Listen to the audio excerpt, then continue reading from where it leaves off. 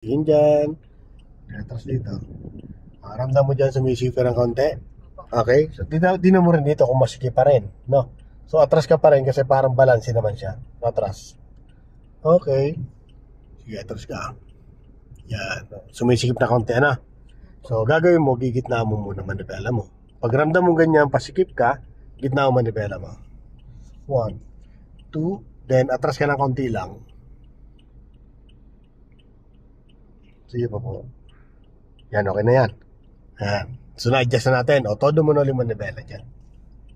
Yan. So, safe na yan. So, tingin ka dito. Baka dito naman sumikip na. Atras. Sige. Okay. Good. Yan. So, hintay lang natin pumantay yung katawan ng sakyan mo dito. Sige na. Yung guhit, hintay natin na kumantay yung katawan ng sakyan mo. At the same time, dito, titinan mo rin kung nakapantay na itong uso ng sakyan mo dito sa unahan. Pwede na. Diba? Dito sa uso. Ayan. Ayan o. Tingnan o. Ayan o. Pantay na. No. So, dito, pantay na rin o. Gitna mo na manibela mo. Okay. 1. Sige lang. 1 and 2. Then, natras ka. No? Balansin mo. Sige. Balansin mo lang. Okay. Okay. Sige lang. Natras lang. Balansin na yan. Okay. Sige lang. Yo. Sige pa. Masikip dito?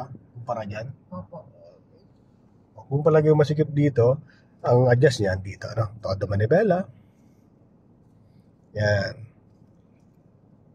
Then, lagay sa drive. Lalagay mo sa drive. Okay, naman sumikip dito, medyo bitin pa yung pag-forward natin. Okay lang yan. Diba? Patigat na yan. Kanti pa. Yan. Okay, enough na yan. Ano? Todo manibela mo dyan sa kaliwa na. Ano? Pag atras mo yan, titinan mo lang kung pumantay na yung katawan ng sakyan mo sa guhit. Ano po?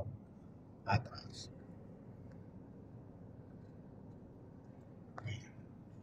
Ano mo pantay na siya? Yan. Pantay na? Di yan. Pantay mo na isa lang. Yan. Gitna mo na ma-develop. Yan. Okay, gitna. 1, 2. Ayos na. Pantay na. Atras. Up. Yan. Diretso. Yan. Diretso. Okay. Safe. Sige lang. Kotse. Tanga-tangan.